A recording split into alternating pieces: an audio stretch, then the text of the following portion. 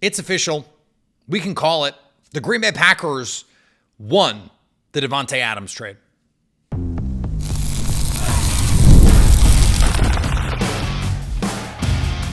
You are Locked On Packers, your daily Green Bay Packers podcast. Part of the Locked On Podcast Network, your team every day. You are Locked On Packers, part of the Locked On Podcast Network, your team every day. I'm Peter Bukowski, and I cover the Packers for The Leap, a newsletter I would love for you to subscribe to. Follow me on Twitter, Peter_Bukowski. Follow the podcast on Twitter, Locked On Packers. Like us on Facebook. Subscribe to the podcast, iTunes, Spotify, Google Podcasts, wherever you find podcasts, you will find Locked On Packers, the #1 Packers podcast on the internet. And the show for fans who know what happened, they want to know why and how.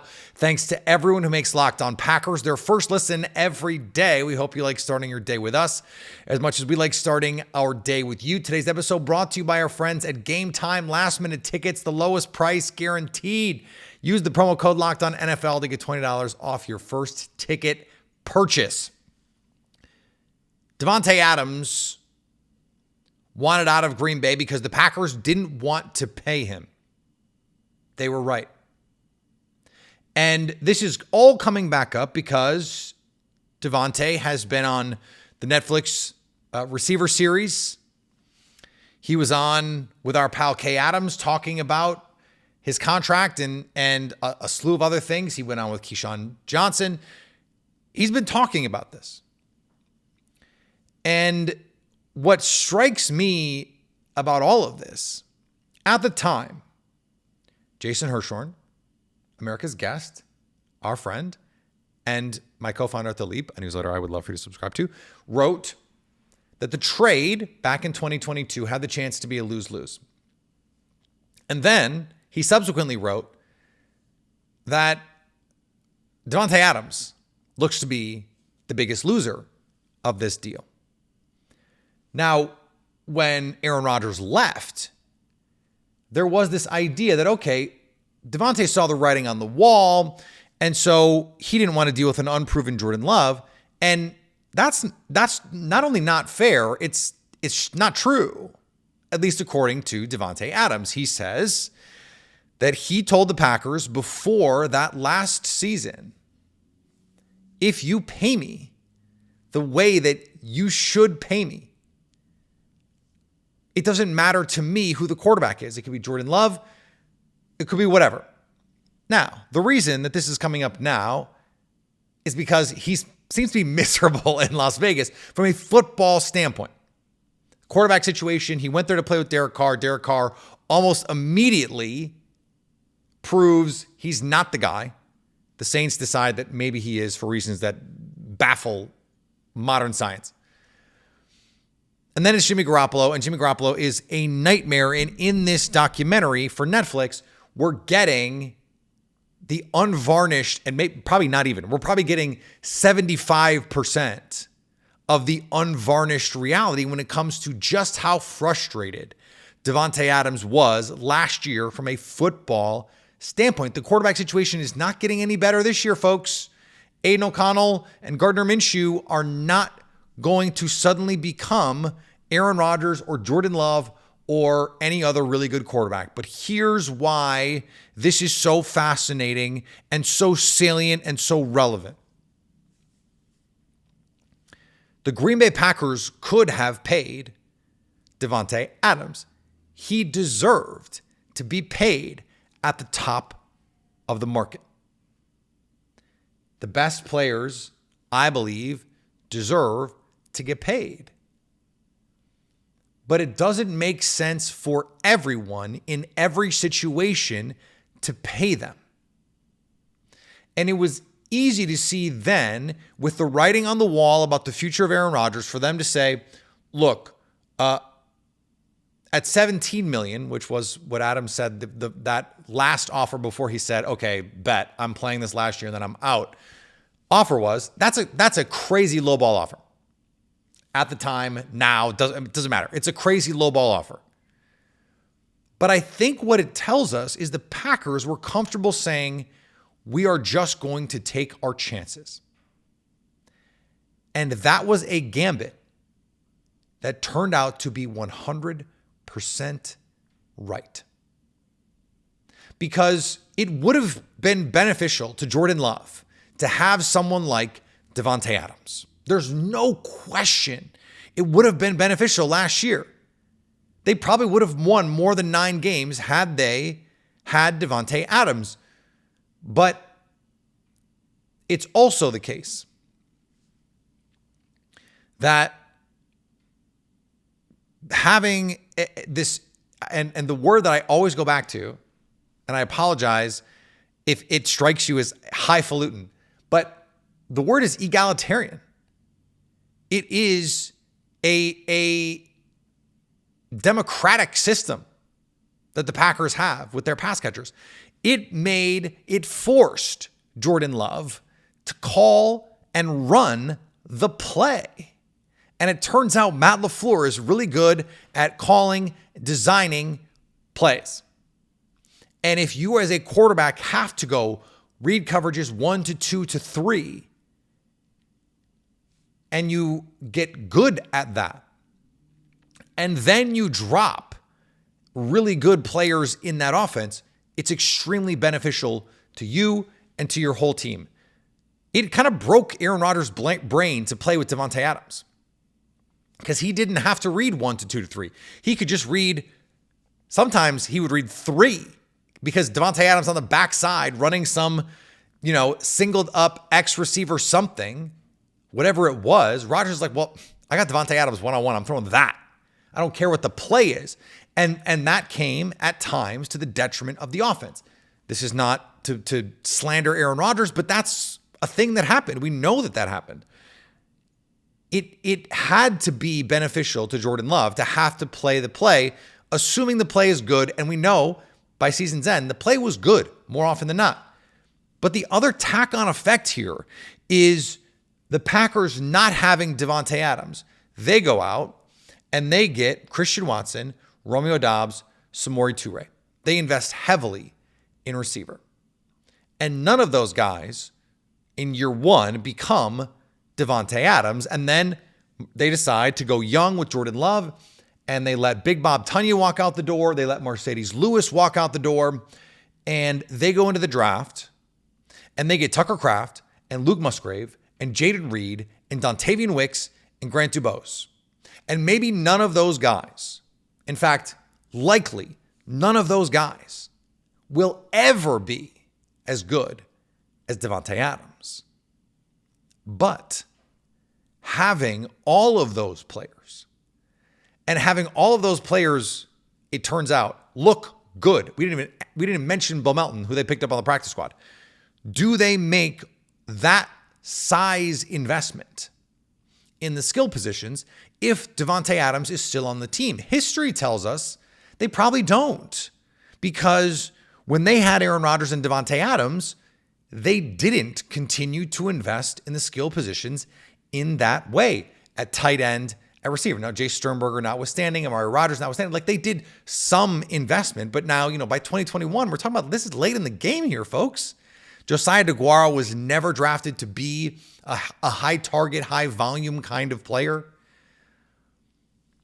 And so you can't sit here and tell me that having Davante Adams, which again would have been good for Jordan Love. I'm not saying better, but it would have been good. Shout out to you people watching on YouTube who are seeing the lightning flashes outside of my window right now. This is incredible stuff. I love it in real time. And maybe you'll hear it, maybe you won't on the audio side. But if you're not watching on YouTube, you're missing out, I'm telling you. Having Davante Adams would have been good. You can't convince me that they would have invested in this team to have it look like it does right now if they have Davante Adams. And that's the difference. And I firmly believe that as we stand here today, this team is in better shape going 5-6 deep at receiver and 2-3 deep at tight end. And you're rolling with Jordan Love, which you could have done anyway, right? Versus the way that we've seen. Like we have a precedent. We know what it looks like when Brian Gutekunst builds around Davante Adams. it's kind of underwhelming when it comes to the tertiary pieces. And so this version of the Packers seems like the better version for this group of players and for this iteration of the Packers. You move on from Aaron Rodgers, you move on from Davante Adams, and if you know you're gonna move on imminently from Aaron Rodgers, then to say, we believe in what we're doing here, we're gonna move on from Davante Adams and invest in all these young receivers and build it that way. And by the way, I've made this point a million times, to build it in an unprecedented sort of way. It is a gamble, but it is a gamble that has unequivocally worked for the Green Bay Packers. Two big reasons. Jayden Reed and Dontavian Wicks are incredible. We're going to talk about them, Jayden Reed in particular, when we come back on Locked On Packers. Today's episode brought to you by our friends at Game Time. Not a lot going on in the sports calendar right now, but you know what is going on? Baseball. And baseball is so fun to go to in person. There's a million games, so you have so many options. You will find one, I promise, near you at a great price. And Game Time can get you there. They've got last minute tickets up to 60% off when you book last minute. And it's not just baseball, concerts, comedy, theater, and more. There's so much to experience with Game Time, and they're going to give you a view from your seat before you even show up to the arena. Because how many times have you bought something, shown up, and went, ooh, man, this looks really nice on the seating chart. And when I got there, it's not so nice. It's not so nice. Game Time takes the guesswork out of buying tickets, and that's what you need. There's too much guessing. I don't like it. Download the Game Time app, create an account, and use code LOCKEDONNFL for $20 off your first purchase. Terms apply. Again, create an account and redeem code LOCKEDONNFL for $20 off. Download Game Time today. Last minute tickets, the lowest price guaranteed. And thanks to everyone who makes Locked On Packers their first listen every day. We hope you like starting your day with us as much as we like starting our day with you. Go check out what we're doing over on Locked On Sports Today, our streaming channel and the podcast. Locked On Sports Today is all the sports you need, all the big stories in under 20 minutes, and our streaming channel brings you the biggest stories all day, all night, all the time.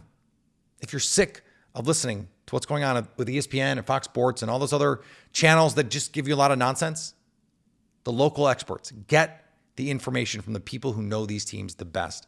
Locked On Sports Today brings you that part of the Locked On Podcast Network. I was going through some numbers because, I don't have anything better to do. And no, because this is my job.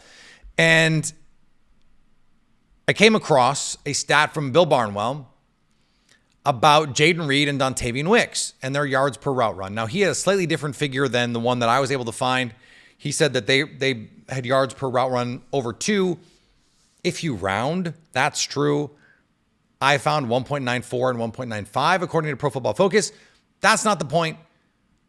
The point is,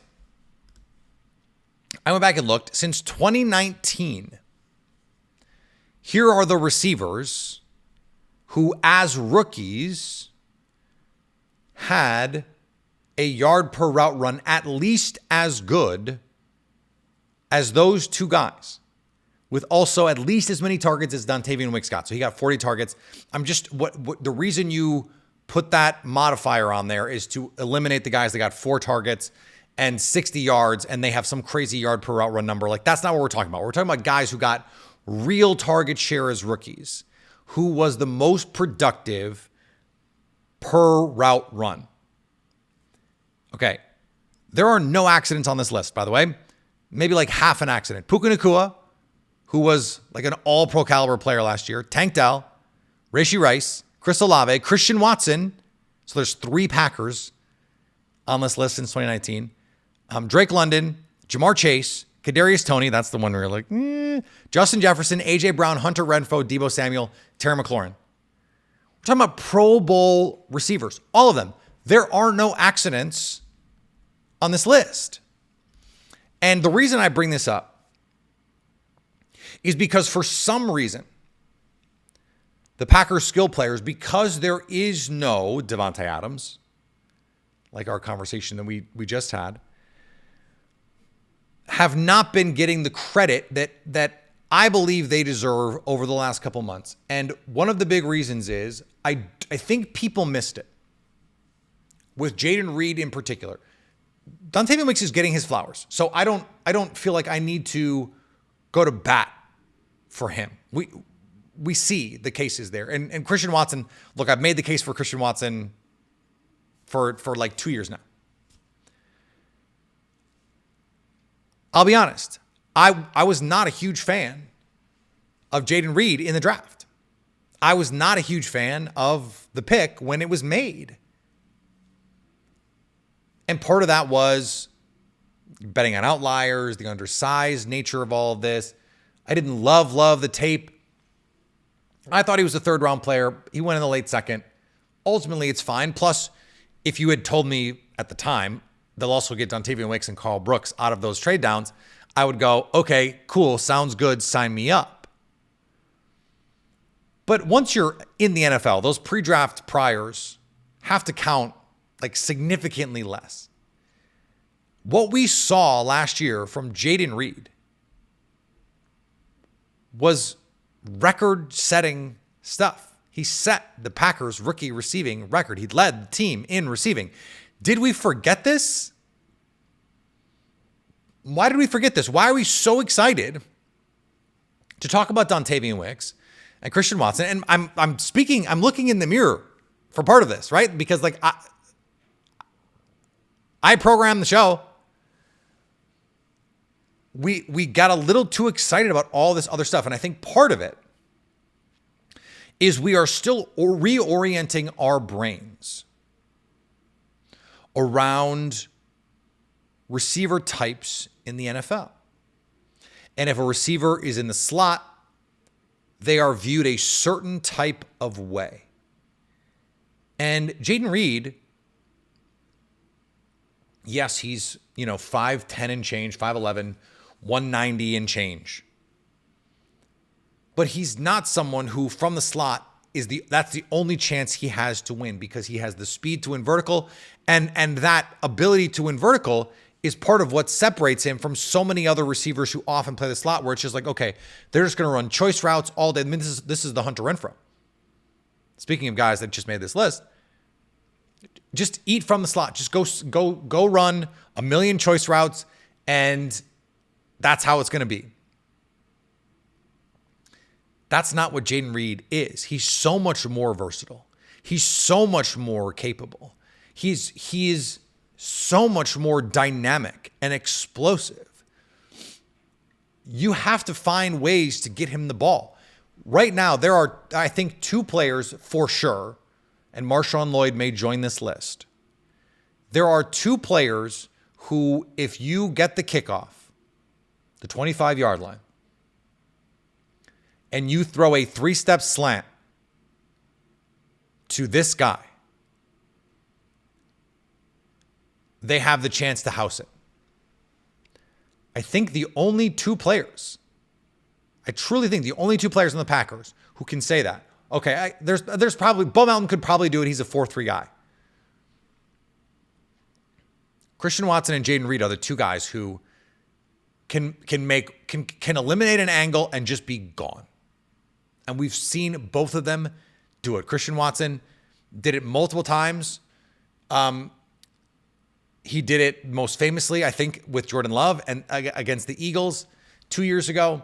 Jayden Reed did it against the Vikings, where you're just like, what is that?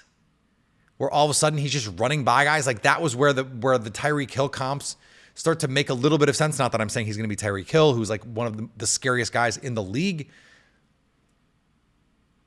It's not just that. It's the schemed up touches in the backfield. It's being able to win vertically from the slot.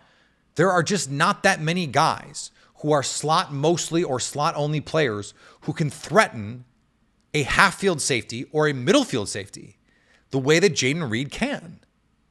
And that changes the way you have to defend the Packers, because if you play middle field close, if you play single high safety against the Packers, you have to understand that Jayden Reed is coming to threaten the middle of your defense.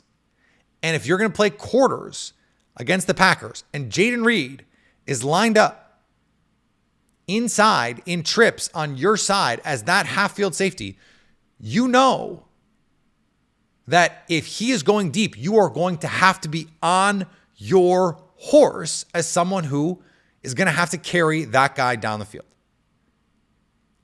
So it is a different type of player. And the Packers, for as good as Randall Cobb was, he was not as explosive vertically as Jayden Reed.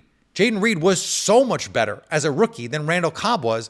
And I didn't, we heard from AJ Dillon and from other guys, hey, this guy reminds me a lot of Randall Cobb. And I was saying, look, Randall Cobb was one of the best slot receivers in his prime, one of the best playmakers in the league in his prime. Like, that's great to say. It matters that they're saying that, but let's be serious. Not let's be serious, but like, let's pump the brakes a little. But it means something. AJ Dillon might have just been right. Because Jaden Reed's really good. And I think we've forgotten a little bit about it. When we did the exercise the other day, I said, think about who you believe is the Packers' number one receiver. Think about who that guy is. Where do they rank in the NFL? And last year, it's easy to forget. I vividly remember multiple conversations that I had with our pal Elizao for Zao You Doing, where I'm like, why are we worried about who the number one is on the Packers? It's Jaden Reed. And he looks like a star. We're seeing these big plays against Pittsburgh, against Minnesota, as the offense starts to get going, against the Bears. I mean, we can think of these flashbulb moments where it's like, okay, Jaden Reed is asserting himself. Took over against the Saints. Big play against the Lions that seemed to, maybe get them back in it late in the first game where they lost. We aren't talking enough about what Jaden Reed can be, even if Christian Watson, hits that point. Even if Dontavian Wicks hit that point. When Randall Cobb was at his best, you look at like the 2014 season. That is prime Jordy Nelson and proto Davante Adams. And he was still elite. He still ate up targets. And they had a good run game with Eddie Lacy. That's what Jaden Reed can be. And I don't want that to get lost in the shuffle here. All right. We had a little run-in last week with the coach rankings. Matt LaFleur behind some folks that he does not deserve to be behind. I hesitate, but I don't. We're going to talk about it next on Locked On Packers. Today's episode is brought to you by our friends at BetterHelp. With social media, it is so easy to find yourself comparing what you have or what your experiences are with those around you. But comparison is the thief of joy. I say this is not just a line. It is something I say to people in my life on a regular basis, because it is something that I try to live. It's easy to look at what you see on social media, on Instagram, and go, but you don't see everything else. You don't see the other 99.9% of what that person's experience is. Find those moments for yourself. Find that clarity for yourself. And therapy can be a big way to do that.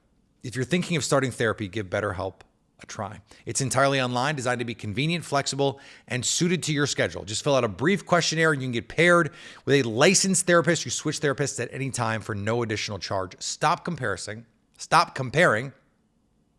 That's actually a word. And start focusing with BetterHelp. Visit BetterHelp.com/lockedon today to get 10% off your first month. That's BetterHelp, HELP.com/lockedon. All right, I've addressed this before, but because our pals over at Locked On NFL Scouting, they came out with a list, a coaching list, and it's my people. It's Kyle Krabs, it's Joe Marino, it's my guys on the Locked On Podcast Network, your team every day. That's the homies. Those are my guys. And they have Matt LaFleur behind Sean Payton and Mike Tomlin on the coaching list. Sean Payton and Mike Tomlin. Now, what the critics will say, the critics of my complaints will say, is those guys have Super Bowl rings, Peter. How can Matt LaFleur be better than those guys? They have rings, and the ring is the thing. Except here's the problem. Those rings came 15 freaking years ago. I don't care what happened 15 years ago. Tom Coughlin has 2 rings since 2007. Should he be on the list? Doug Peterson has a ring. He wasn't ahead of Matt LaFleur. So why is the ring the thing? Doug Peterson's ring came more recently than those guys by a lot, by almost 10 years in the case of Mike Tomlin. So what are we talking about? Oh, it's really cool to go 500 every year and not be relevant in the conference championship conversation ever. The big reason I wanted to bring it up is because I understand there are some frustrations with Matt LaFleur. Some of the losses in the postseason. And I have, as I have said on this show many times, ascribed, at least in part, some of those failings to certain players, because remember, it's the players on the field. The Packers went into Dallas last year as touchdown underdogs, the youngest roster in the league, the youngest passing game in NFL history, modern history, a first-year starter at quarterback, a 9-win team. They go out and they blow out a 12-win Dallas Cowboy team coached by a Super Bowl champion. No one, and I mean no one, thinks Mike McCarthy is a better coach than Matt LaFleur. But Mike McCarthy has a ring. Tell me what Mike Tomlin or Sean Payton has done in the last decade that rivals that accomplishment from Matt LaFleur. Tell me that. Tell me that. I went back and I looked at Sean Payton's playoff resume. Sean Payton hasn't beaten a legitimately good team with a real quarterback in the postseason since 2009, since the year they won the Super Bowl. Sean Payton has 3 playoff wins since 2013. 3. Since 2013. It is the year of our Lord 2024. Since 2013, Sean Payton has 3 playoff wins. They came against Mitch Trubisky and the Bears, non-Super Bowl miracle run Nick Foles, and the absolute running on fumes Eagles team, and a Cam Newton Carolina Panthers team that was so mid. And the 2013 win, the only win that he had in 2013, the playoff win, was against Chip Kelly, Nick Foles. This is foolishness. And for all of the disappointing losses in the Matt LaFleur Packers playoff run, they also have wins over Russell Wilson and Pete Carroll, Super Bowl champions. Jared Goff and Sean McVay, a Super Bowl champion and a Super Bowl playing quarterback, a guy who was like a bounced face mask away from being in 2 Super Bowls. And Dak Prescott and Mike McCarthy. Mike McCarthy, a Super Bowl champion. Dak Prescott, who was the MVP favorite in mid-December of last year. Those are just 3 wins. Remember 3 wins, Sean Payton, since 2013? I just gave you 3 since 2019 from Matt LaFleur that are better than any win Sean Payton or Mike Tomlin has in the last decade. So I understand there are some frustrations with Matt LaFleur. But he's better than those coaches. He's better. He's better. And I know that because he's been better lately. Not 15 years ago. Not, that time with Big Ben and Antonio Brown and, a Hall of Fame defense that was all just like incredible dudes. They were great every year. No, that's not what happened. I needed to get that off my chest. So thank you for going on that journey with me. We'll be back tomorrow, 5 days a week. We're back. We took one kind of week off, but I'll be back from vacation. For those of you looking at what we're doing here, the lightning has stopped, kind of unfortunately. Does seem like it's still raining though. Interesting. Maybe there'll be some lightning.